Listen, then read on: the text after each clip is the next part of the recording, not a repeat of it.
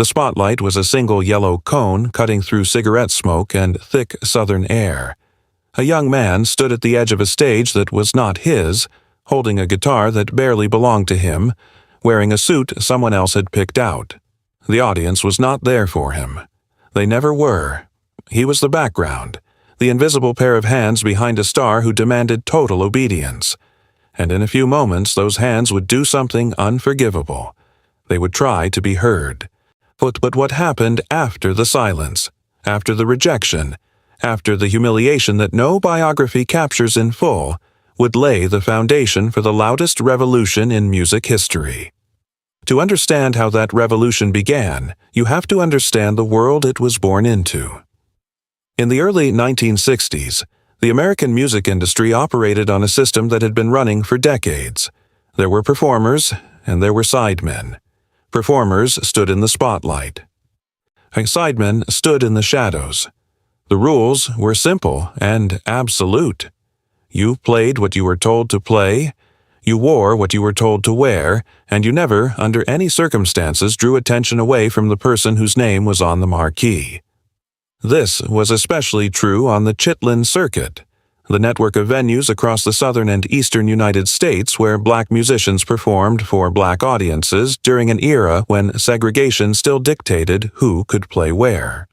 The circuit was a world unto itself. Legendary, brutal, and unforgiving. It made careers and destroyed them in equal measure. The pay was unreliable. The conditions were often terrible. Dressing rooms were sometimes storage closets. Stages were sometimes wooden platforms in the back of restaurants. But the audiences were extraordinary. They knew music in their bones. They could feel a false note from the back row. They demanded authenticity, precision, and above all, soul. If you could survive the Chitlin Circuit, you could survive anything in the music business. Into this world stepped a young guitarist from Seattle named James Marshall Hendrix. He was barely 20 years old. Thin, quiet, almost painfully shy off stage. He had taught himself to play guitar as a teenager, learning by ear, flipping a right-handed instrument upside down because he was left-handed and could not afford a proper guitar built for his dominant hand. He listened to everything. So blues records worn thin from replaying, rock and roll broadcasts crackling through cheap radios, gospel music drifting from church windows on Sunday mornings, rhythm and blues pouring out of jukeboxes in diners where he sometimes could not afford to eat. He absorbed it all without discrimination, without hierarchy, without deciding that one kind of music was more valuable than another. It all went in, mixed together, and waited for a way out. His first major professional work came as a sideman. He joined Little Richard's touring band in 1964, and from the outside, it looked like a dream opportunity. Little Richard was one of the architects of rock and roll. His energy was volcanic. His voice could shatter expectations. His stage presence was a force of nature that left audiences breathless. Playing behind Little Richard meant traveling the country, playing real venues, earning real money, he learning the mechanics of professional performance from one of the greatest showmen who ever lived. But there was a cost that nobody talked about in the press releases. Little Richard demanded absolute control over his band. Every note was choreographed. Every movement was rehearsed. The musicians wore matching uniforms. They played the arrangements exactly as written. No variations, no improvisations, no personal expression. They were instruments themselves, extensions of the star's vision, and any deviation was met with immediate consequences. Biographies and accounts from that era describe a hierarchy that was rigid and uncompromising. The star was the sun. Everyone else was in orbit, and orbits did not deviate. For a guitarist who heard music as a living, breathing conversation rather than a fixed script, this was suffocating. But he needed the work. He needed the experience. He needed to learn how a professional operation functioned from the inside. So he played the parts. He wore the uniform. He stood in his designated spot and delivered exactly what was required. Night after night, city after city. The same songs, the same arrangements, the same invisible role. His fingers ached to explore, to wander, to find the sounds he heard in his head during long bus rides between cities. But the rules were clear, and the consequences of breaking them were real. Then came the night everything fractured. The details vary depending on which account you follow. Some biographies place it in a southern venue during a particularly charged performance. Others describe a series of incidents rather than a single event. But the core of the story remains consistent across multiple sources. During a performance, the young guitarist let his discipline slip. Perhaps it was exhaustion. Perhaps it was frustration that had been building for months. Perhaps the music simply demanded something from him that he could no longer refuse. Whatever the reason, he stepped outside the arrangement. His guitar broke free from the scripted pattern and began to speak in its own voice. The notes climbed higher, bent further, pushed into territory that the arrangement had never intended. For a few bars, maybe less, he was not a sideman anymore. He was a musician expressing something real. The audience noticed. Some heads turned. Some people leaned forward, caught by something unexpected cutting through the familiar routine. But the reaction from the stage was immediate and severe. The spotlight was not his. The moment was not his. The audience's attention was not his to claim. According to multiple accounts from musicians who worked the circuit during that period, stepping out of your role was treated not as creative expression, but as professional betrayal. The response was swift. The humiliation was not private. It happened under lights, in front of people. See, in a context where everyone understood the message being delivered. Know your place. But that was not the worst part. The worst part was the silence that followed. Not the silence of an empty room, but the silence of a young musician sitting alone after the show, in whatever passed for backstage in a Chitlin Circuit venue, holding a guitar that had just been punished for doing what it was built to do. The silence of understanding, for the first time with complete clarity, that the system he was working within had no room for what he wanted to become. He could be excellent within the boundaries. He could be the best sideman on the circuit, flawless, reliable, invisible. Or he could be something else entirely, something that did not have a name yet, something that would require burning every bridge he had built and stepping into a darkness with no guarantee of light on the other side. This was not a dramatic crossroads scene from a film. And there was no swelling orchestra. No wise mentor appeared with perfect advice. It was just a young man and a guitar, and the growing realization that safety and greatness could not coexist. That the price of fitting in was the death of everything that made him extraordinary. He continued working as a sideman for a while longer. He played with the Isley Brothers, where his role was similarly constrained, but where he began to find small moments of freedom within the rigid structures. He played with Curtis Knight and the Squires, a stepping stone that gave him slightly more room to experiment but still kept him firmly in the supporting role. Each gig taught him something. Each stage gave him another piece of the education he was assembling from experience rather than textbooks. He learned how rhythm sections locked together. He learned how a great frontman controlled a room.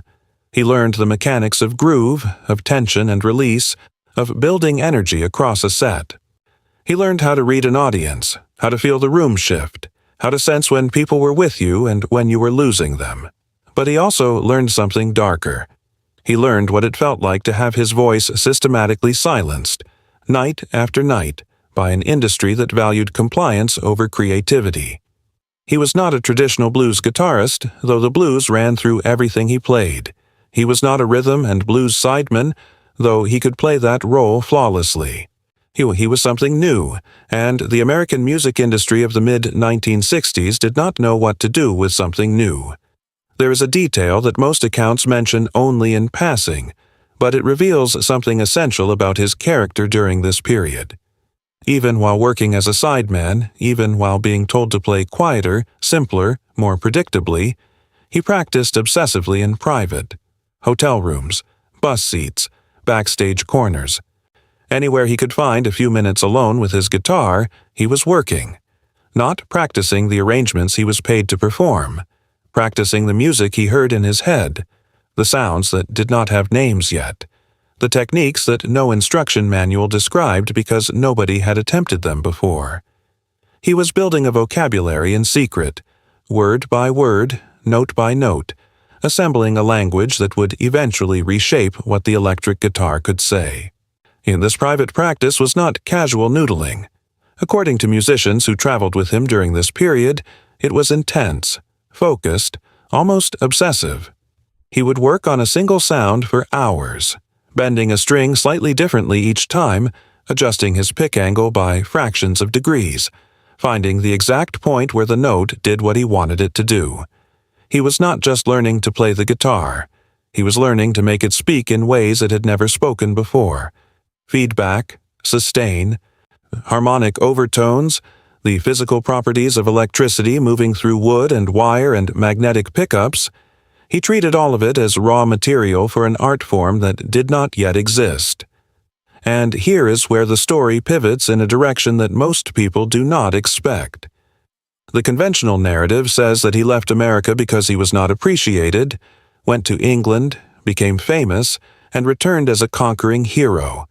The truth is more complicated and more interesting. He did not simply leave.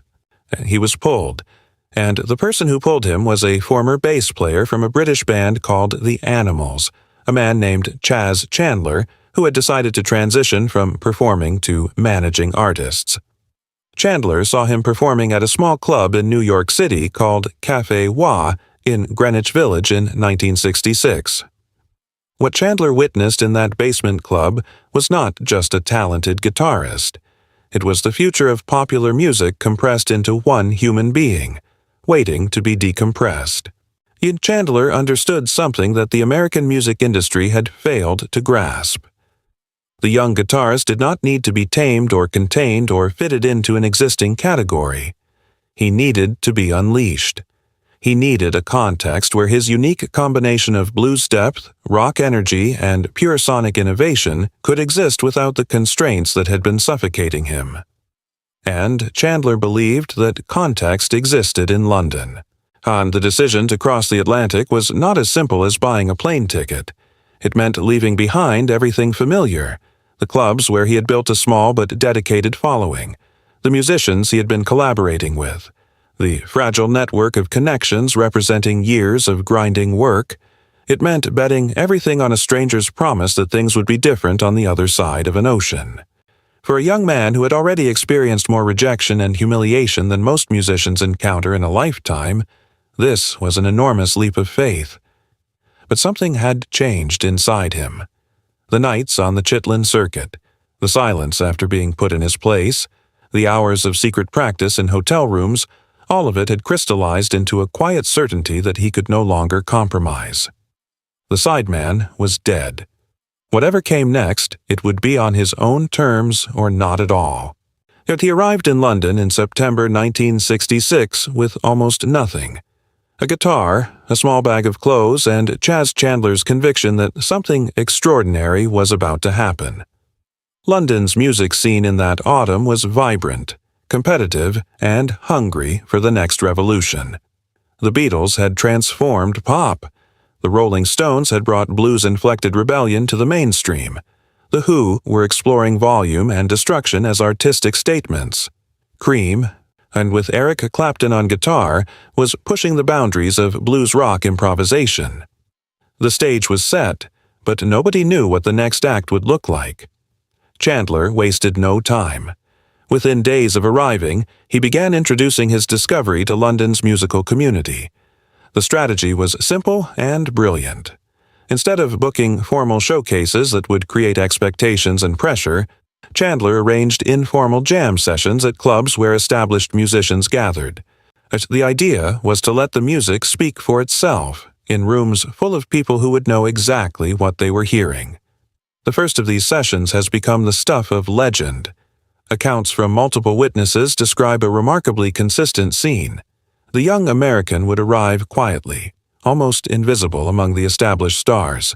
He would sit in a corner, saying little, watching everything. When invited to play, He would pick up a guitar with casual reverence and begin with something deceptively simple. A familiar blues phrase, a rhythm pattern that any competent guitarist could follow. Nothing threatening. Nothing that would set off alarm bells in rooms full of competitive musicians protecting their reputations. And then, gradually, almost imperceptibly at first, the music would begin to transform. The familiar blues phrases would start bending into unfamiliar shapes. The rhythm would develop unexpected accents, syncopations that pulled the groove in directions nobody had anticipated. His right hand would begin coaxing textures from the strings that no one in the room had ever heard from an electric guitar before. Feedback became not noise but a controlled voice. Sustain became not a technical effect but an emotional statement. The guitar stopped being an instrument and became something closer to an extension of his nervous system, translating thoughts into sound with a directness that bypassed the usual mechanical limitations. The reactions in these rooms followed their own pattern.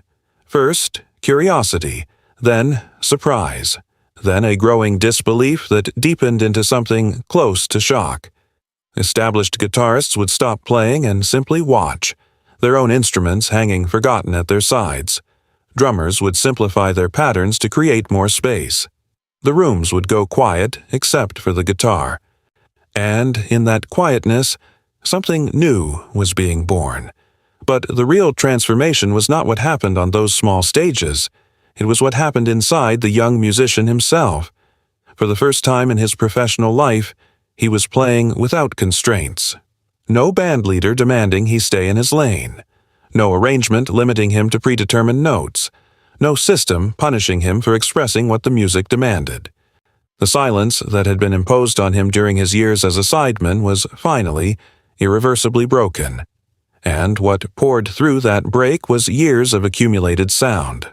All the secret practice, all the private exploration, all the musical ideas that had been building pressure with no outlet, suddenly released into rooms full of people who could appreciate what they were witnessing.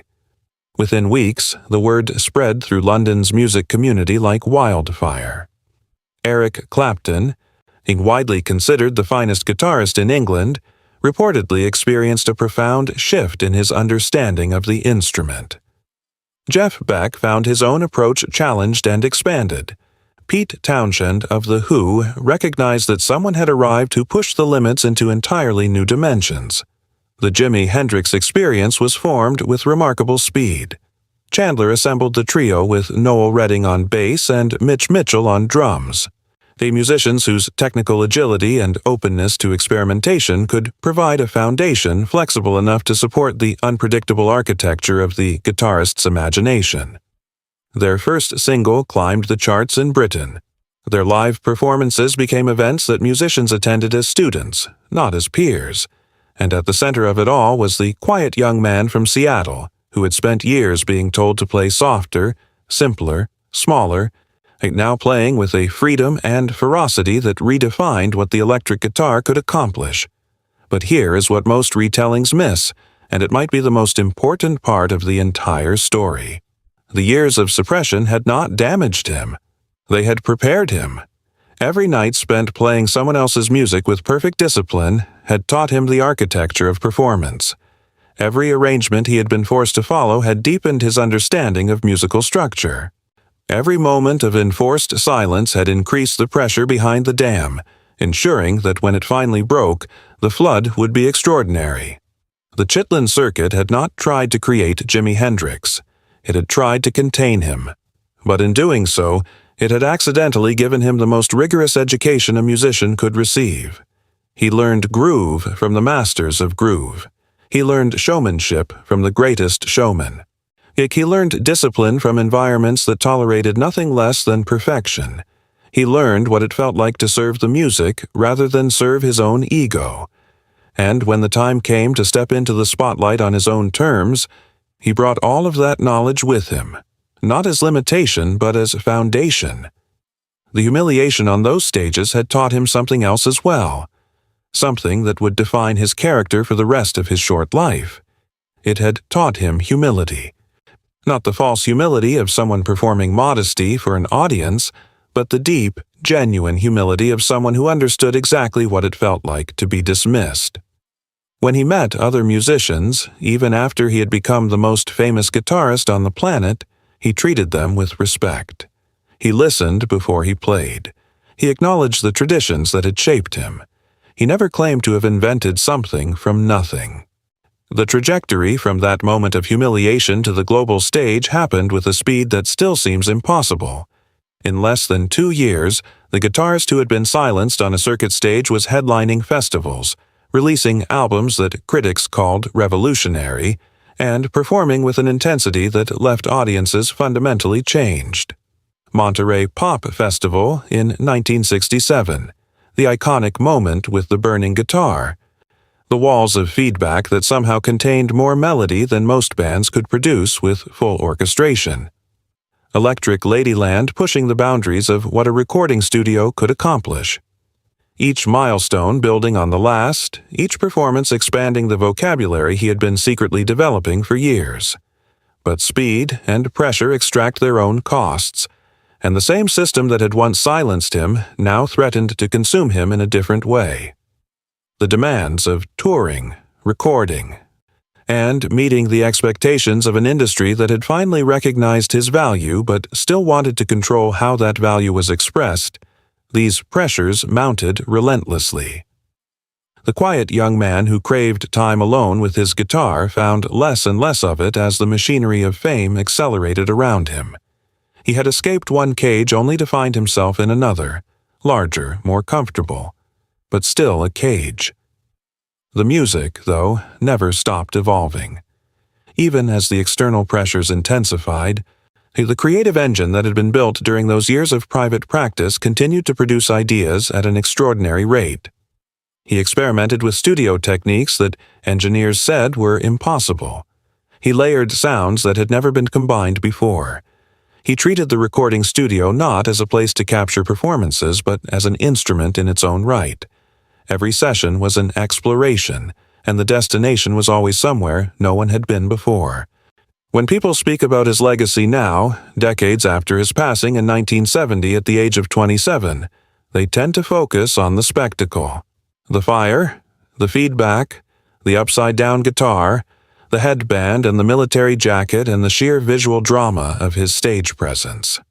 But the musicians who understood what he was actually doing, the ones who listened rather than just watched, they heard something different. They heard the Chitlin Circuit in every blues bend. Nay, they heard Little Richard's showmanship transformed into something more personal and more dangerous. They heard the discipline of a sideman who had internalized the rules so completely that he could break them with surgical precision.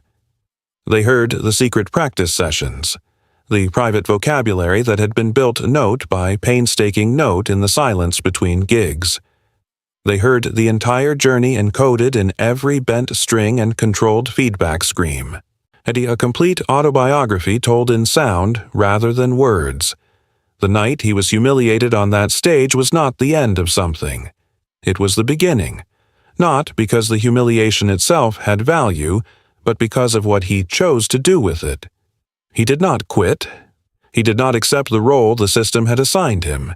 He did not become bitter or angry or vengeful. He simply went somewhere quiet, picked up his guitar, and kept working on the sound that nobody wanted to hear until the entire world had no choice but to listen. Sometimes the most important moments in a life look nothing like turning points when they happen. They look like failures. They feel like endings. They arrive without music or fanfare, in cramped backstage rooms smelling of sweat and disappointment. And it is only years later, when the full arc becomes visible, that you can trace the line backward and see that everything extraordinary grew from a single seed of refusal.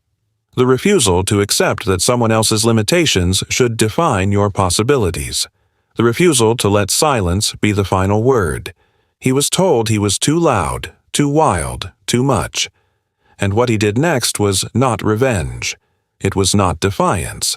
It was something more powerful than either. He simply became the truest version of himself and let the music prove that the world had been wrong. Not with arguments, not with bitterness, but with sound. 6 strings, an amplifier, and the accumulated pressure of every moment he had been told to be less than what he was. That is not just a music story. That is a human story, and it echoes in every life where someone has been told that their voice does not belong. The answer is always the same, though it is never easy. Keep playing. Keep practicing in secret if you must. Keep building the vocabulary that nobody understands yet. Because one day, the room will be ready. One day, the silence will break. And when it does, what pours through will be worth every quiet night you spent preparing for a moment that no one else believed would come. But there is a part of this story that still has not been fully told. The moment after London, after the fame, after the world finally heard what he had been carrying inside him for years, there was another silence, a different kind. And what happened in that silence would reveal something about the cost of revolution that even the man who started it did not fully understand until it was too late. But that is a story for another time.